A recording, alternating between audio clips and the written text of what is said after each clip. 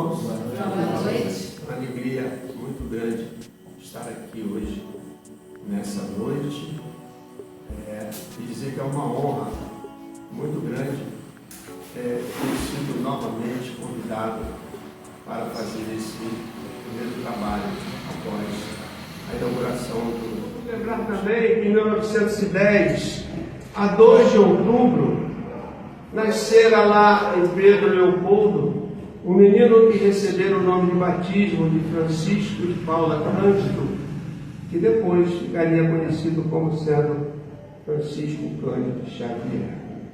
Mas voltemos ao Humberto de Campos. Em 1910 publicou o livro Poeiras e 2 anos depois ele já estava no Grande Rio. Foi assumir aí, agora então, o papel de redator no conhecido semanário e que tinha como colaboradores, colegas que trabalhavam naquela mesma editora, nada menos do que Rui Barbosa, José Veríssimo, Vicente de Carvalho. Esse jornal era imparcial. Mas Humberto de Campos, ele escrevia de uma maneira muito fácil, muito clara. Os seus textos, meus irmãos, são muito bons de ser lido e compreendido. E então ele entra já procurando o seu espaço. Ele vai publicar textos romanceados, muitas crônicas, textos carregados de humor. E ele só tinha um detalhe: ele não usava o seu próprio nome, usava vários pseudônimos. Eu vou colocar para vocês alguns deles: Almirante, João Caetano, Giovanni Morelli, Justino Ribas, Micromegas. Micromegas era quando ele usava textos mais hilários, mais cômicos. E ele então juntou esse material, especificamente os que vinham como humor, e no ano de 1918 ele publicou o livro Seara do Boaz, que foi um grande sucesso. Teria sido esse o seu segundo livro. Mas em 1919, já muito conhecido entre aqueles que militam na literatura, ele foi convidado a ocupar a cadeira de número 20 da Academia Brasileira de Letras, o que, para quem vive da literatura, é uma das maiores honrarias. Em 19, então, ele ocupa essa cadeira e no ano de 1920 ele vai se candidatar a um cargo político. Candidatou-se a deputado federal pelo estado do Maranhão. Ele foi eleito e depois reeleito 2 vezes. Mas o seu mandato último não chegou a ser concluído, porque no ano de 1930 aconteceu no nosso país uma revolução, e a Revolução de 30 fechou o Congresso. Mas vamos voltar 3 aninhos, 27, 28 do século passado. Humberto de Campos apresentou uma doença.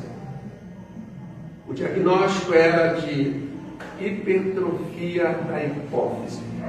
Eu fui pesquisar sobre a hipófise e descobri que é uma glândula que fica na base do cérebro humano e que tem aproximadamente o tamanho de uma semente de ervilha. E quando ocorre a hipertrofia, ela ganha volume, aumenta de tamanho, ela causa uma série de transtornos no organismo. O seu metabolismo sofre mudanças incríveis, desde insônia, irritação, a pessoa emagrece, embora ela tenha um apetite exacerbado, e tantos outros problemas que mexem muito com o equilíbrio emocional da pessoa. Nessa hora ele percebe essa transformação. Ele muda o seu jeito de viver e de ver a vida. Passa a ser um ser humano mais sensível, mais caridoso, e resolve então escrever mais um livro que vai falar sobre suas memórias contando então a história de sua infância e juventude. Essa obra foi reeditada 2 ou 3 vezes e com grande sucesso. Mas a sua saúde se agrava e é no dia 5 de dezembro do ano de 1934 que Humberto de Campos Veras retorna à pátria espiritual. Eu queria que vocês fixassem essa data, 5 de dezembro de 1934. A essa altura, Francisco Cândido Xavier já havia desenvolvido todo o seu potencial mediúnico, já havia inclusive publicado 2 ou 3 obras, sendo a primeira delas o Parnaso de Além-Túmulo, e vocês não vão acreditar, mas é fato verdadeiro, como diria o humorista, isso é fato venério. Ele vai começar a enviar suas primeiras mensagens exatamente há 3 meses e 22 dias após o retorno à pátria espiritual. E é Francisco Cândido Xavier que começa a receber uma série de crônicas. E no dia 19 de abril daquele mesmo ano, ele vai mandar uma crônica cujo título é Judas Iscariotes. Esse material todo, porque as crônicas continuaram a chegar em períodos regulares, foi compilado e então houve a publicação de um livro, o livro Crônicas de Além-Túmulo. Eu tenho a alegria de possuir esse exemplar. Não se encontra mais nas livrarias para comprar, talvez você tenha, Jorge, no seu acervo. Quem tiver, procura guardar ele, porque é uma verdadeira relíquia. Neste livro, então, no dia 19 de abril daquele ano de 34, ele publicou uma crônica falando sobre Judas Iscariotes. Mas a parceria entre ele e Chico Xavier continua. E no ano de 1941, eles vão publicar esse outro livro, Boa Nova. Esse eu creio que a maioria dos senhores já deve ter visto e até lido. Aqui também, Humberto de Campos vai dedicar um capítulo inteiro sobre o mesmo tema. Não é o mesmo texto, ali era uma crônica pequena. Aqui é um capítulo inteiro, onde ele vai dar o título de A Ilusão do Apóstolo. Vamos avançar por todo o século. Já no final, virando o século, já no início do século atual, um outro escritor que publicou cerca de 65 livros, ainda era encarnado, naquele outubro de 2002, ele publicou essa obra que eu tenho em minhas mãos, 70 vezes 7. Essa obra é a publicação de Richard Simonetti, que hoje já se encontra no plano espiritual.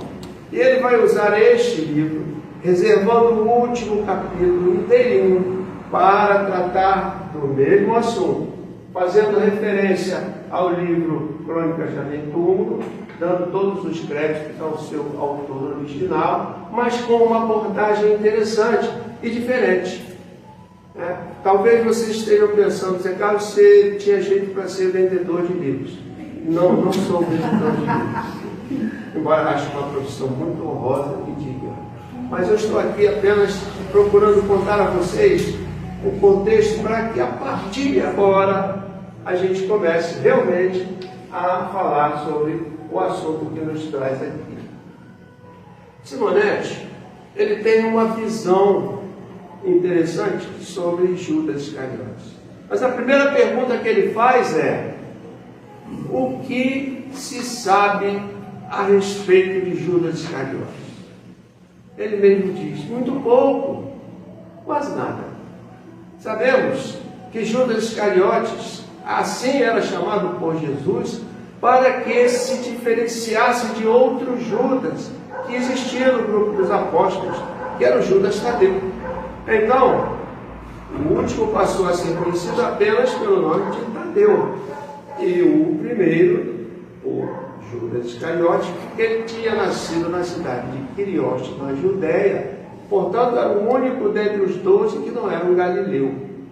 Além disso, sabemos que ele tinha sido um comerciante, assim como o pai dele. E talvez por esse motivo, meus irmãos, talvez por esse motivo Jesus tenha determinado que ele iria cuidar das poucas finanças do grupo. Aí você diz assim, finanças? O grupo tinha finanças? Eles precisavam de dinheiro para sobreviver, porque todo o grupo parou de trabalhar, principalmente no período já final do apostolado de Jesus. Ninguém pescava, ninguém fazia a outra atividade que era sua profissão, e alguém, e aí é um outro tema para um outro trabalho, ajudava, enviando esporadicamente uma pequena quantidade de moedas que Jesus aceitava para que pudesse então avançar no seu trabalho. Mas então a gente agora lança uma pergunta. Que motivo? Ou quais os motivos teriam levado Judas Iscariotes a agir como ele agiu, entregando Jesus aos seus algozes? Muitos pesquisadores estudaram esse tema, procuraram entender e levantaram suas teorias, suas hipóteses. Eu diria que várias dezenas deles. Nós não conseguiríamos aqui avaliar um pouco, mas a gente escolheu três desses estudos e vamos falar sobre eles rapidamente. O primeiro, um estudioso, chegou à seguinte conclusão, que Judas Iscariotes era mesmo avaro. Poderíamos compará-lo ao tio Patinhas do tempo moderno, gostava do metal, segurava forte os valores. E talvez esse fosse um pensamento que justificasse, mas em sã consciência, um bom comerciante saberia, e nenhum ser humano, deveria ter valor amoedado nenhum, muito menos Jesus. Portanto, essa hipótese a gente deixa ela de lado, descarta. Uma segunda hipótese teria sido a do melindre.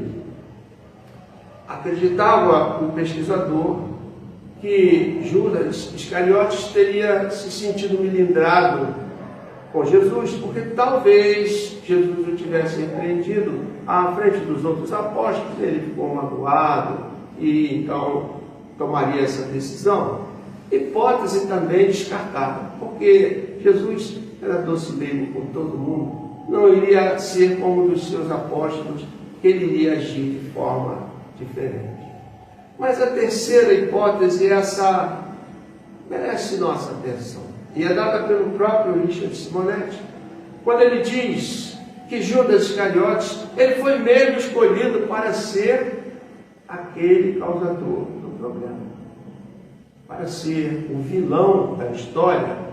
Talvez nós pudéssemos compará-lo com aquele vilão das peças de teatro gregas, que sempre tinha que ter um malvado para justificar todo o texto como um todo. Por esse motivo, a humanidade como um todo o chama de traidor. Essa é uma marca muito forte, chamar Judas Iscariotes de traidor.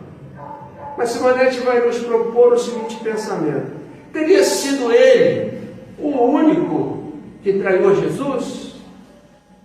Pensemos. Não teriam, por exemplo, os outros apóstolos, de certo modo, traído a Jesus? Por quê? Porque, diante de todo o fato, nenhum deles apareceu para defendê-lo. Onde estavam os apóstolos que não socorreram Jesus? Onde estavam também os mais de 70 discípulos? Os discípulos são alunos. Mais de 70 discípulos, outros que acompanhavam Jesus com a sua comitiva por todos os lugares de Israel, andavam ao lado de Jesus, e porque também eles nada fizeram para socorrer a Jesus?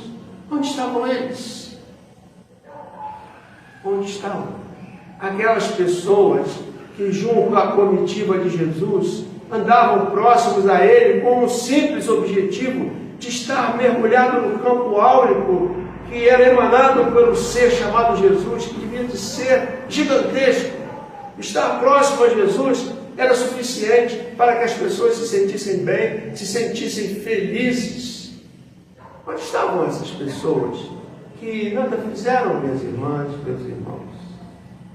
Mais ainda, onde estavam aqueles que, tendo nascido com seus corpos imperfeitos, Jesus os consertou, os reparou?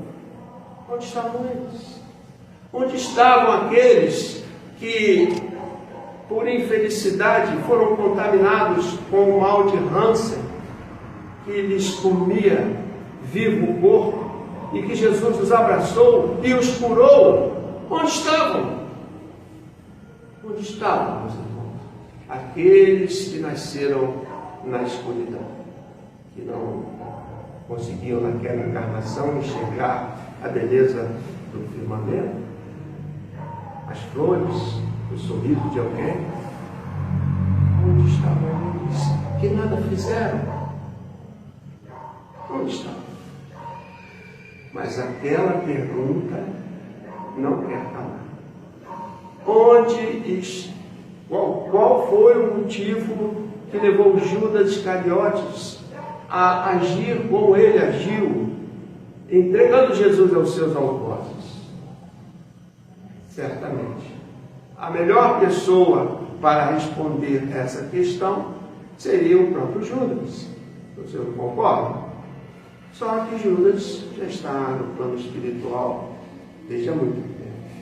É então que ele vai nos lembrar de quem? De Humberto de Campos. Porque então nós lembramos e mostramos para vocês a biografia deste pequeno grande homem, exatamente porque ele vai fazer parte do contexto do nosso trabalho.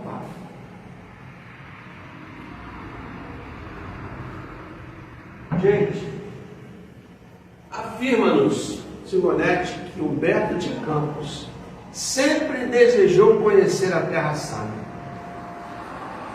Só que as condições de um século atrás eram muito diferentes dos dias de hoje. Eu vou lembrar algumas coisas para vocês, para que vocês caiam na real de como hoje nós vivemos uma vida muito melhor do que era vivida um século atrás. Gente, a primeira transmissão de rádio no Brasil aconteceu a 7 de setembro do ano de 1922. A transmissão de rádio, que hoje vocês nem ligam mais.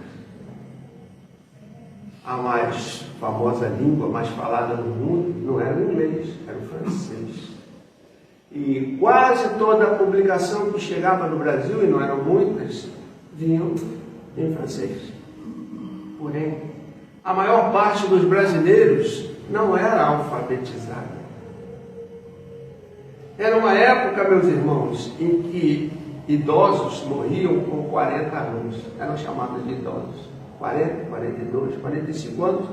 As pessoas já estavam voltando à pátria espiritual. Por quê? Porque havia um sem número de doenças que, quando atingiam, não havia solução.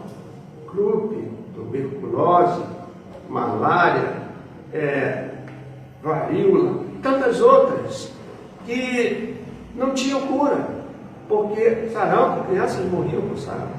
A coisa era complicada. Viver meio século, viver 60 anos era coisa rara, muito rara. Ou então que começaram a acontecer as transformações no mundo, e as primeiras vacinas. Uma a uma, a população, embora não acreditasse, aos poucos foram cedendo e aceitando. A primeira descoberta de um antibiótico aconteceu em 1947, quando Alexander Fleming acidentalmente descobriu a penicilina. Este foi um marco importante, porque até então um pequeno corte na sola do pé poderia gerar uma septicemia e a pessoa morria. Ou já com antibiótico, a cura já ficava mais fácil de acontecer. A primeira transmissão de TV preto e branco, quase chegando em 1950. É verdade. Mas para a gente não ficar lembrando só de coisas ruins, eu vou lembrar para vocês que hoje há uma rede de comunicação internacional e todos vocês, eu aposto que todos vocês têm pelo menos um celular guardado no seu bolso. Celular que transforma a nossa vida. Ele resolve quase tudo. A senhora paga a sua conta, a senhora assiste um filme, a senhora pode fazer um pix para alguém. Tudo se resolve hoje, ou quase tudo, com um pequenino aparelho, sem sair de casa. Mas naquele tempo Humberto de Campos não tinha o recurso, e também se o tivesse, não teria como fazer o translado. Sabe por quê? Porque ele teria que embarcar num vapor daqueles muito antigos e rezar para não morrer na viagem até que um outro continente fosse encontrado. Porque muitas pessoas morriam no meio da viagem, justamente por conta daquelas doenças que nós revelamos há pouco. A situação dele era difícil, ele queria conhecer a Terra Santa, mas não teve a oportunidade. Mas hoje, Wagner, você, se quiser, vai ali numa agência de viagem, naquela galeria MTL do antigo Saquarema, contrata um pacote de viagens para pagar em 36 suaves prestações, e no dia marcado com o seu passaporte, vai lá para o aeroporto internacional, embarca num aviãozão bonito, com cada turbina gigante. Daqui a 12 horas você está nos Estados Unidos. 3 horas depois você está se divertindo lá na Disney World. A situação é bem diferente. Vocês vão me concordar. Mas acontece que o nosso Humbertinho de Campos não pôde ir naquele tempo. Mas hoje eu sei que ele está aqui conosco. E nós vamos viajar junto com ele até a Terra Santa. Se vocês me acompanharem com a sua imaginação, tudo isso pode acontecer. Humberto de Campos aprendeu a levitar. E em 2 tempos ele já está bem próximo daquele campo energético que contorna Jerusalém. E ele vai nos reportar assim: a energia é fabulosa. Imaginemos Humberto de Campos tocando o solo e deixando que os seus joelhos se dobrassem e pegando com suas mãozinhas um punhado de areia bem fininha que ele deixaria escorrer suavemente por entre os seus dedos, enquanto sua mente pensava.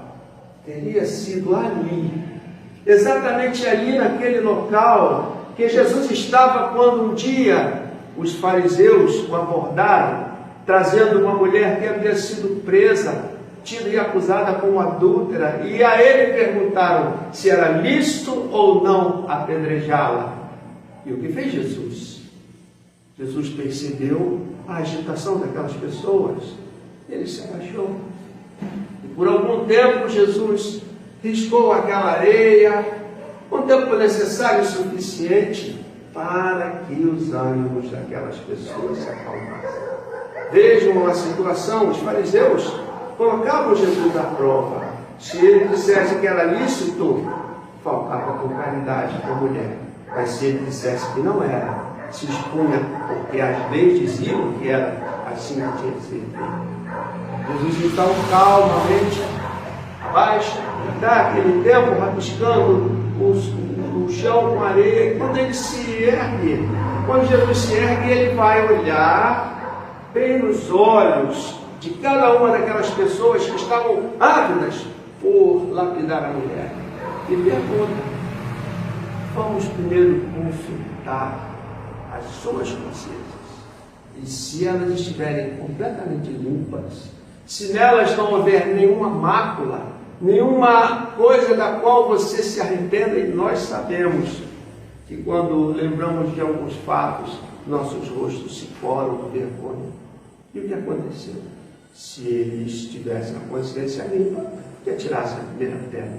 E o que houve foi que foram largando-se as pedras, um a um todos se retiraram, a começar pelos mais velhos. Mas Humberto de Campos queria conhecer os lugares santos.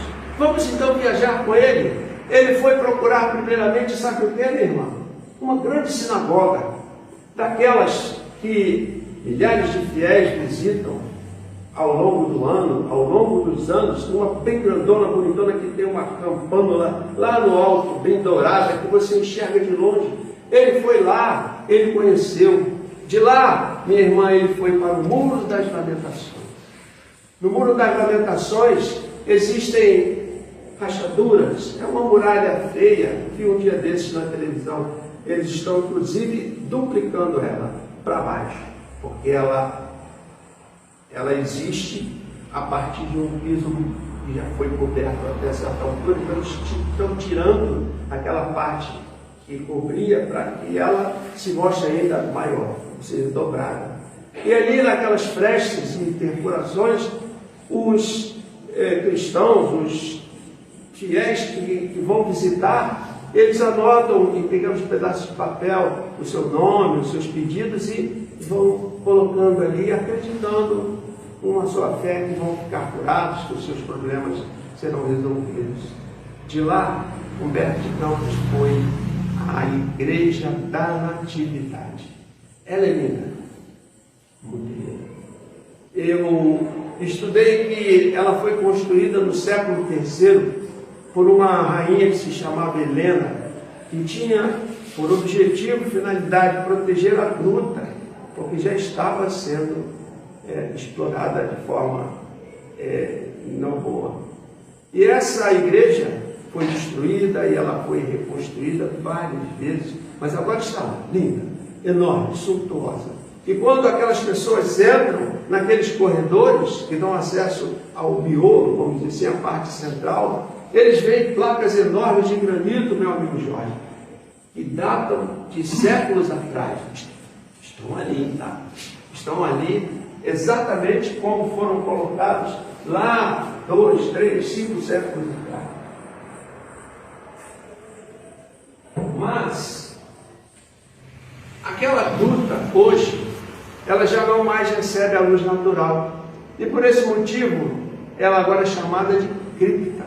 Ela mede 12 metros de comprimento por 3 de largura, aproximadamente 36 metros quadrados.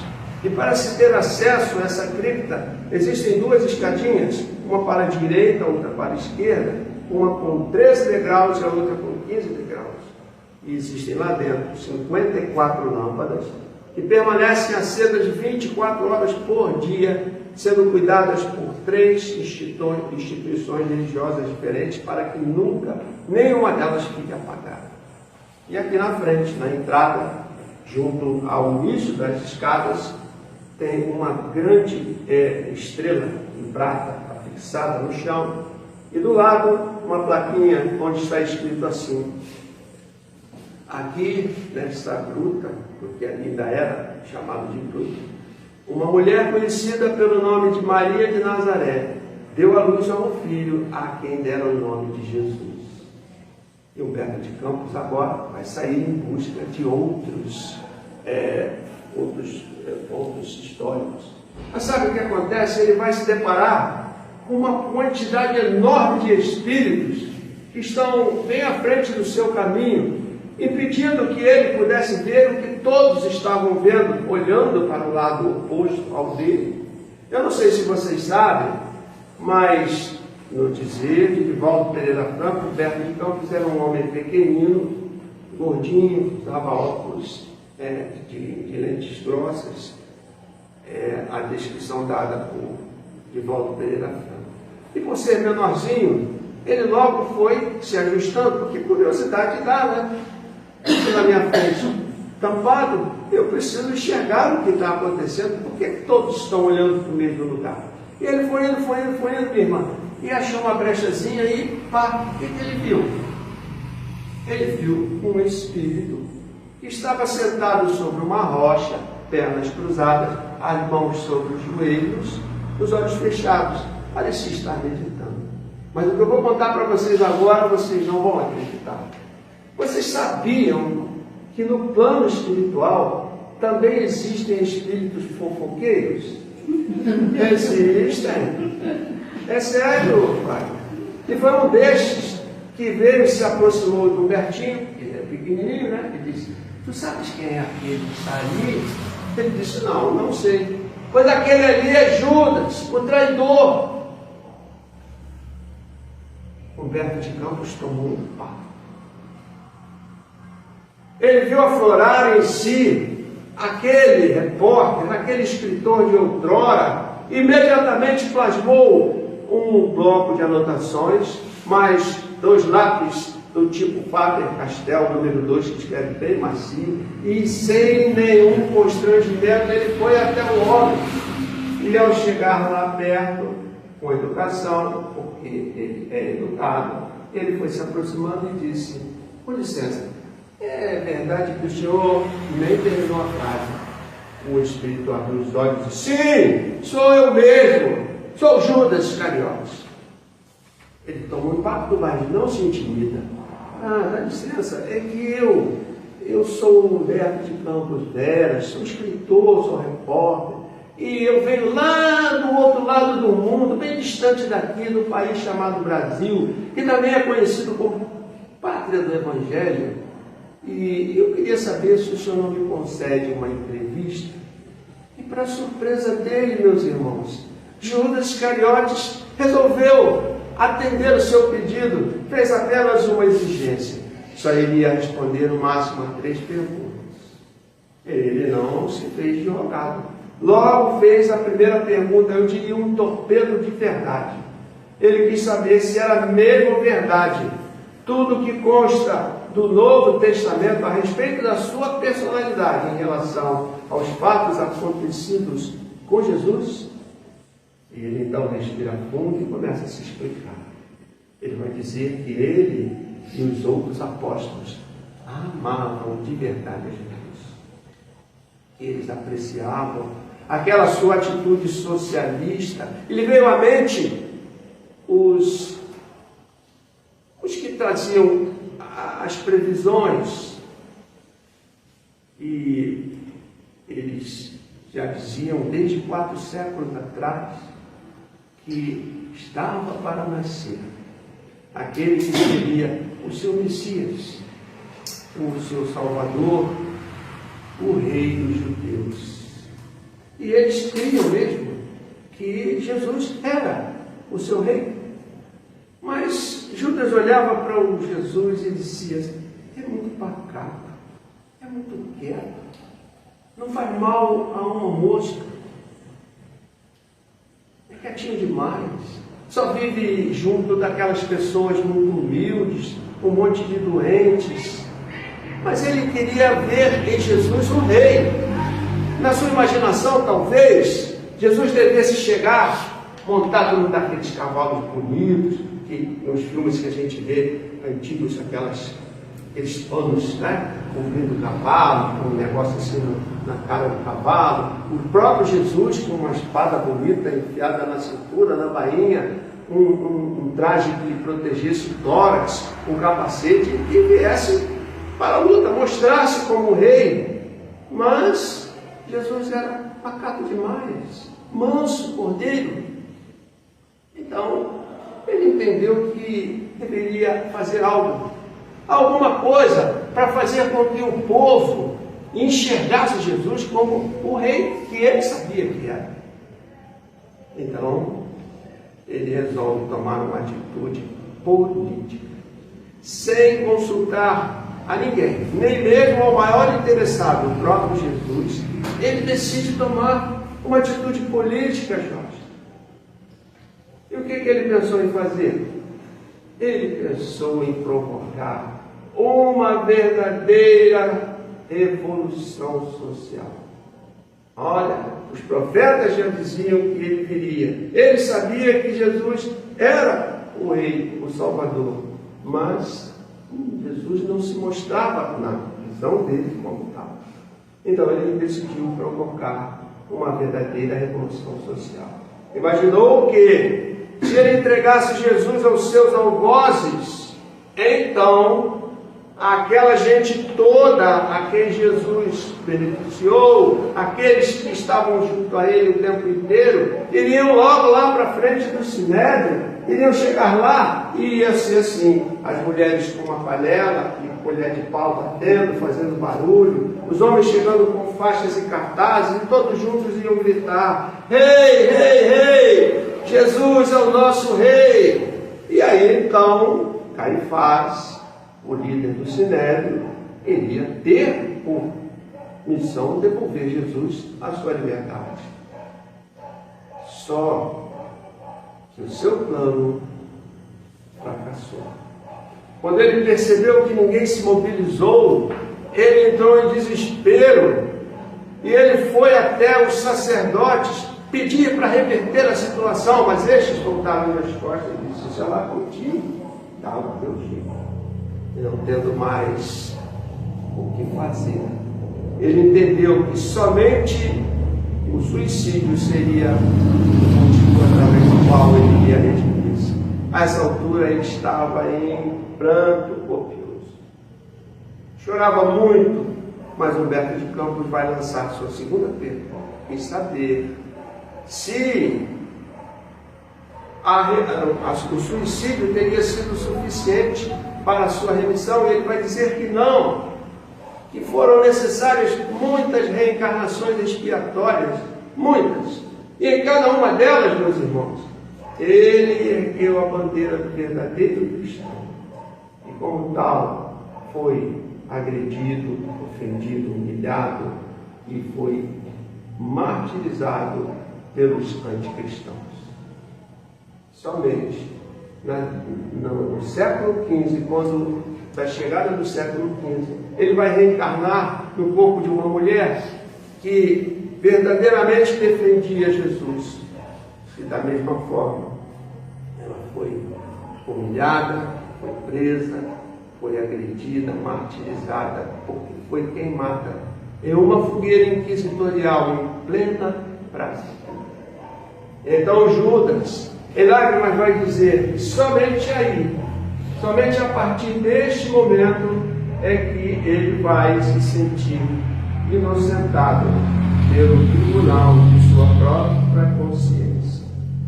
Mas Humberto de Campos vai fazer a terceira pergunta.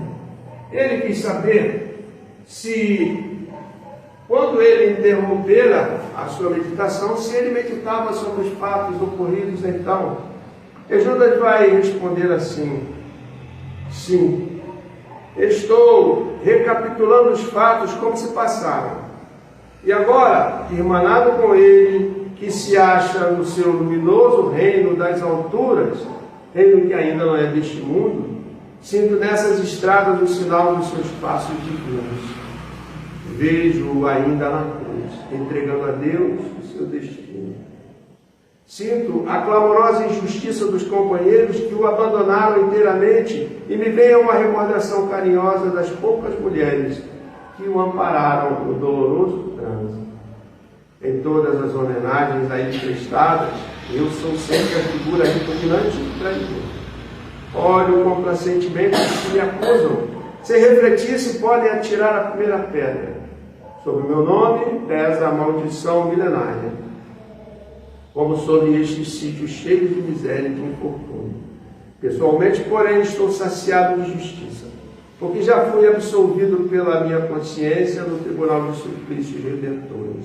E termina: quanto ao divino mestre, continuou Judas com seus prantos, infinita é a sua misericórdia, e não só para comigo, porque se recebi 30 moedas, vendendo aos seus algozes, há muitos séculos ele está sendo criminosamente vendido no mundo, a grosso e a retalho, por todos os preços e em todos os padrões do ouro amoedado. Bem, meus irmãos, agora aquela pergunta foi respondida, né? Qual o motivo teria tido Judas para fazer o que fez? Ele próprio nos responde através dessa viagem de Humberto de Campos. Agora, meus irmãos, Jorge, a cadeira sumiu, Jorge. A cadeira sumiu, Jorge. te falando que a gente ensaiou tanto. A cadeira subiu. Agora, meus irmãos, eu queria. Nós combinamos, mas algumas coisas não saíram muito bem. Tá bom, é assim. Vai sair. Faz de conta que vocês não viram que a cadeira sumiu, ela vai aparecer como num passe de mágica. Mas, meus irmãos, eu queria propor a vocês que agora, neste grande salão, nós pudéssemos, hipoteticamente, instaurar um tribunal de justiça. Desses que nós já vimos nos filmes, nas televisões, que acontecem de verdade. E nesse tribunal que nós vamos instaurar, com a permissão de vocês, Deus será o juiz. À sua direita vão estar aqueles que vão acusar o criminoso, ou o supostamente acusado. À sua esquerda, os que vão defender. E nesta cadeira vai estar sentado aqui Judas Iscariotes. E nós, e eu incluo vocês, seremos aqueles que ao final do julgamento iremos oferecer o veredito final, se Judas Iscariotes é culpado ou inocente. E Deus dá início ao julgamento. A acusação trabalha incansável, propondo culpar o homem. A defesa igualmente trabalha incansável, procurando defendê-lo, porque Deus, na sua justiça, não pode permitir que alguém seja condenado sem ter direito à sua defesa. Eu não sei se tem advogado aí, mas tem aquele negócio de réplica, ou é o contrário, réplica e réplica, eu não sei exatamente como é, mas eles fazem o que tem que fazer. E, de repente, Deus entendeu que tudo tinha que ser feito, o que tinha que ser feito foi feito. Aí o que Deus faz? Deus propõe um intervalo de tempo. Um intervalo de tempo para que nós, os jurados, possamos dar o veredito final. E esse intervalo de tempo me reporta aquele momento em que Jesus, quando os fariseus vieram até ele propor, enredá-lo, se aquela mulher que fora presa, tida como, acusada como adúltera, e que ele faz aquela pausa, que ele para, dá um tempo para reflexão. E que nós possamos também, nesse breve intervalo de tempo que Deus está nos dando, consultarmos nossas próprias consciências. Cada um de nós, eu e vocês, vamos avaliar por esses breves instantes se nós podemos ou não acusá-lo, condená-lo ou absolvê-lo. Mas aí o tempo passou e Jesus, ou melhor, Deus, retoma aquela sessão para que o julgamento se encerre. E ele vai perguntar a vocês, a nós, porque eu estou junto com vocês. Então, senhoras e senhores, estou ouvindo a voz de Deus. Aqui veredito chegar. Judas Iscariotes é culpado ou inocente? Agora é a sua vez. A sua vez. Ela vai nos representar. Ela vai vir aqui à frente, vai abrir o envelope. A senhora resistiu. Tem testemunha disso? Tem esse vídeo. Então a senhora vai ler qual é o veredito final que a maioria dos jurados chegaram.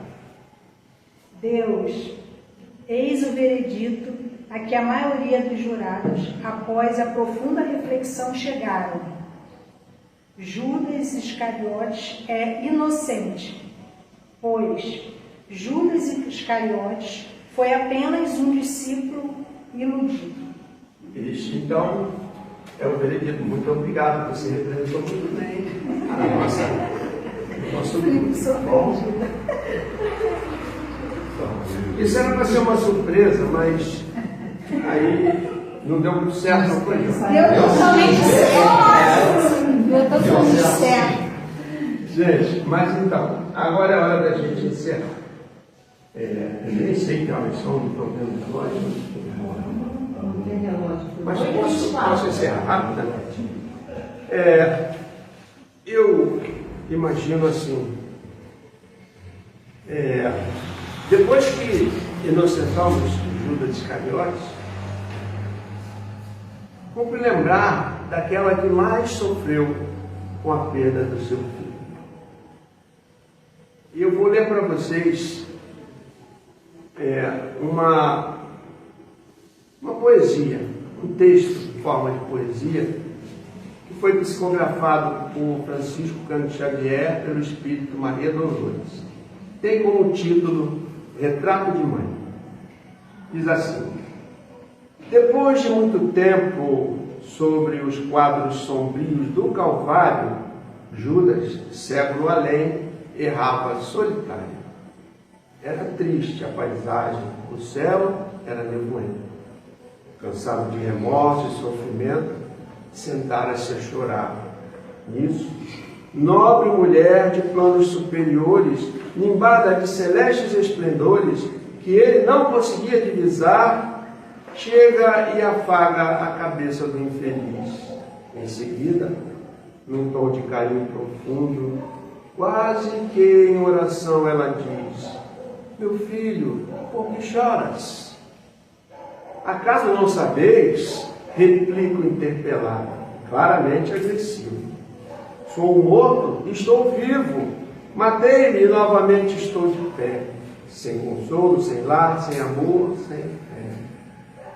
Não ouviste falar em Judas, o traidor? Sou eu que aniquilei a vida do Senhor. A princípio, julguei poder fazê-lo rei, mas apenas lhe impus sacrifício, martírio, sangue e cruz. E em flagelo e aflição, eis que a minha vida agora se reduz. Afastai-vos de mim, deixai-me padecer neste inferno sem fim. Nada me pergunteis, estirai-vos, Senhora. Nada sabeis da mágoa que me agita. Nunca penetrareis minha dor infinita. O assunto que lastimo é unicamente meu.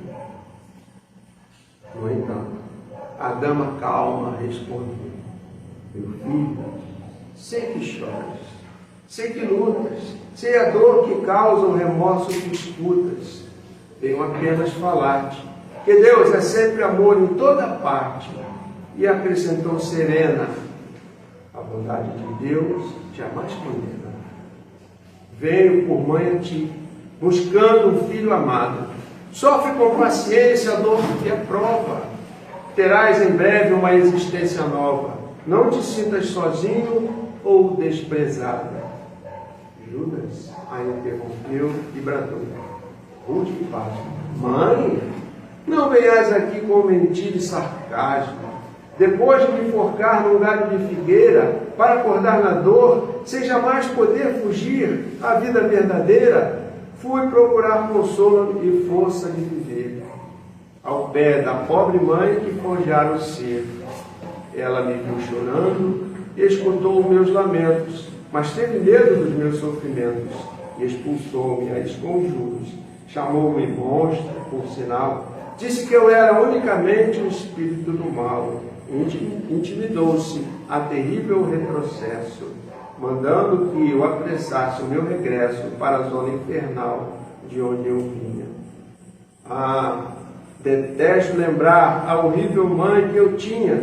Não me falei de mães, não me falei de amor, sou apenas um monstro sofredor.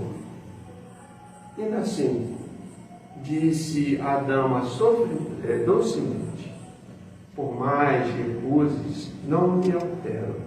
Amo-te, filho meu, amo-te e quero ver-te de novo a vida, maravilhosamente revestida de paz e luz, de fé e elevação. Virás comigo à terra, perderás pouco a pouco o ânimo violento, terás o coração nas águas do bendito esquecimento. Numa existência de esperança, levar-te-ei comigo a remansoso abrigo, dar-te-ei outra mãe. Pensa e descansa. E Judas, nesse instante, como quem olvidasse a própria dor gigante, ou como quem se desgarra de pesadelo atroz, perguntou: quem sois vós? Que me falais assim, sabendo-me traidor? Sois divina mulher, irradiando amor, ou anjo celestial de quem presinto luz. No entanto, ela, afitada, respondeu simplesmente: meu filho, eu sou a mãe de Jesus.